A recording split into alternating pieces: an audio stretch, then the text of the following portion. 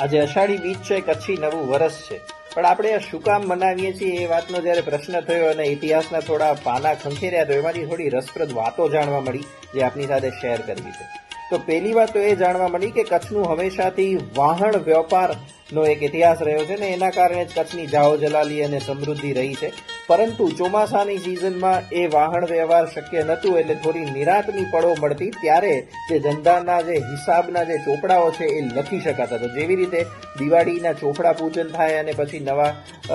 ચોપડાઓ લખાય છે એવી જ રીતે અષાઢી બીજના બીજા દિવસથી આ નવા ચોપડાઓ જે છે લખાતા એવું ઇતિહાસ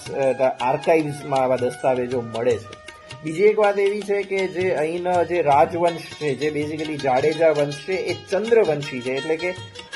કૃષ્ણના લીનિએજમાં એના વંશજો છે અને એના કારણે પણ અષાઢી બીજને આપણે નવા વર્ષ તરીકે મનાવીએ છીએ. અને ત્રીજી એક વાત એવી છે કે કચ્છનો કુંવર લાખો ફુલાણી કે એને એના પિતાએ દેશવટો આપી દીધો હતો, પરંતુ જ્યારે કચ્છ છોડીને જાય છે ત્યારથી કચ્છ ઉપર જાણે પનોતી આવે છે, કચ્છ ઉપર હોનારતો થાય છે, દુકાળો પડ્યા કરે છે અને અહીંના લોકો ત્રસ્ત થઈ જાય છે. જ્યારે આ વાતની ખબર લાખા ફુલાણીને પડે છે અને એ જ્યારે પરત ફરે છે તો એ દિવસે જ્યારે કચ્છ આવે છે ત્યારે દુકાળ જે હોય છે પૂરો થાય છે અને મેઘ મહેર થાય છે અને લોકો પણ ખુશ થાય છે અને અષાઢી બીજને દિવસે અહીંના માલધારીઓ લાખા ફુલાણીને અહીંના મુખી તરીકે સ્થાપિત કરે છે અને ત્યારથી કચ્છ એક સૂત્ર થાય છે. તો આ પણ એક કારણ છે કે આપણે અષાઢી બીજને ન્યૂ યર તરીકે મનાવીએ છીએ.